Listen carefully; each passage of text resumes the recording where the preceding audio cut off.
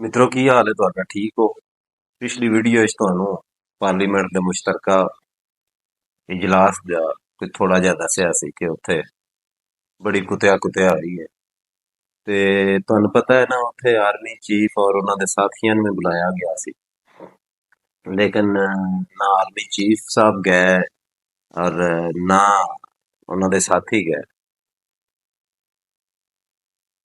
ਅਸਦ ਤੂਰ ਨੇ ਆਪਣੇ ਬਿਲਾਗ ਦੇ ਵਿੱਚ ਦੱਸਿਆ ਹੈ ਕਿ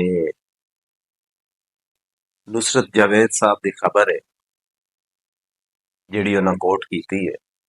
ਉਹ ਕਹਿੰਦੇ ਨੇ ਕਿ ISI ਜਿਹੜੀ ਹੈ ਉਹਨਾਂ ਨੇ ਇੱਕ ਅਸੈਸਮੈਂਟ ਭੇਜੀ ਸੀ ਆਰਮੀ ਚੀਫ ਨੂੰ ਕਿ ਤੁਸੀਂ ਉੱਥੇ ਨਾ ਜਾਓ, ਤੁਹਾਡੇ ਵਾਸਤੇ ਬਿਹਤਰ ਨਹੀਂ। ਇਸ ਵਜ੍ਹਾ ਤੋਂ ਫਿਰ ਆਰਮੀ ਚੀਫ ਔਰ ਉਹਨਾਂ ਦੇ ਸਾਥੀ ਉੱਥੇ ਨਹੀਂ ਗਏ। ਤੁਹਾਨੂੰ ਪਤਾ ਹੈ ਨਾ ਕਿ ਪਾਰਲੀਮੈਂਟ ਦੇ ਮੁਸ਼ਤਰਕਾ ਇਜਲਾਸ ਜਿਹੜਾ ਹੁੰਦਾ ਹੈ ਉਹਦੇ ਵਿੱਚ ਡਿਪਲੋਮੈਟ ਵੀ ਆਏ ਹੁੰਦੇ ਨੇ ਔਰ ਉਹਦੇ ਵਿੱਚ ਐਂਬੈਸੀਡਰ ਵੀ ਆਏ ਹੁੰਦੇ ਨੇ ਔਰ ਹੋਰ ਵੀ ਬਹੁਤ ਸਾਰੇ ਲੋਕ ਪੂਰੀ ਦੁਨੀਆ ਤੋਂ ਆਏ ਹੁੰਦੇ ਨੇ। ਤੇ ISI ਨੇ ਕਿਹਾ ਜੀ ਕਿ ਤੁਸੀਂ ਉੱਥੇ ਨਾ ਜਾਓ।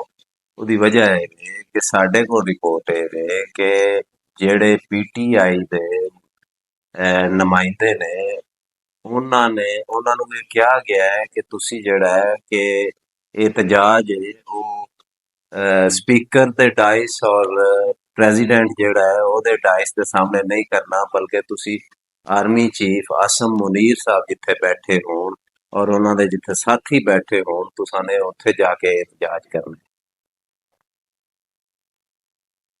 ਤੇ ਜ਼ਾਹਿਰ ਹੈ ਅਗਰ ਉੱਥੇ ਜਾ ਕੇ ਚਲੇ ਜਾਂਦੇ ਆਰਮੀ ਚੀਫ ਸਾਹਿਬ ਔਰ ਇਹ PTI ਵਾਲੇ ਬਾਜ਼ ਨਾ ਆਉਂਦੇ ਔਰ ਉੱਥੇ ਜਾ ਕੇ ਇਹਤਜਾਜ ਕਰਦੇ ਤੇ ਫਿਰ ਜ਼ਾਹਿਰ ਹੈ ਪੂਰੀ ਦੁਨੀਆ ਤੋਂ ਲੋਕ ਆਏ ਹੁੰਦੇ ਨੇ, ਉਹ ਕੀ ਸੋਚਣਗੇ।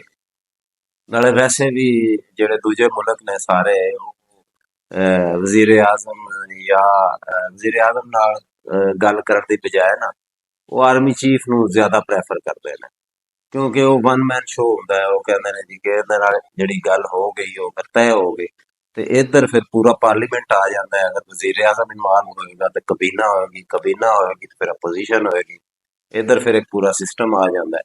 ਉਹ ਫਿਰ ਇਹਦੇ ਤੇ ਇੰਨਾ ਰਿਲਾਏ ਨਹੀਂ ਕਰਦੇ ਜਿੰਨਾ ਰਿਲਾਏ ਉਹ ਆਰਮੀ ਚੀਫ ਤੇ ਕਰਦੇ ਨੇ।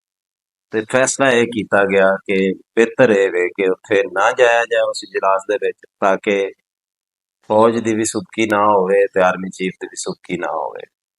ਤੇ ਇਹ ਇਸ ਵਜ੍ਹਾ ਤੋਂ ਉਹ ਪਾਰਲੀਮੈਂਟ ਦੇ ਮੁਸ਼ਤਰਕਾ ਇਜਲਾਸ ਦੇ ਵਿੱਚ ਆਰਮੀ ਚੀਫ ਸਾਥੀਆਂ ਸਮੇਤ ਨਹੀਂ ਸ਼ਾਮਲ ਹੋਏ, ਤਾਂ ਕਿ ਇਹ ਜਿਹੜੀ ਇਹ ਖਬਰ ਨੁਸਰਤ ਜਵੇਦ ਦੀ ਹੈ ਔਰ ਅਸਦ ਤੂਰ ਨੇ ਆਪਣੇ ਵਿਲਾਗ ਦੇ ਵਿੱਚ ਕੋਟ ਕੀਤੀ ਹੈ।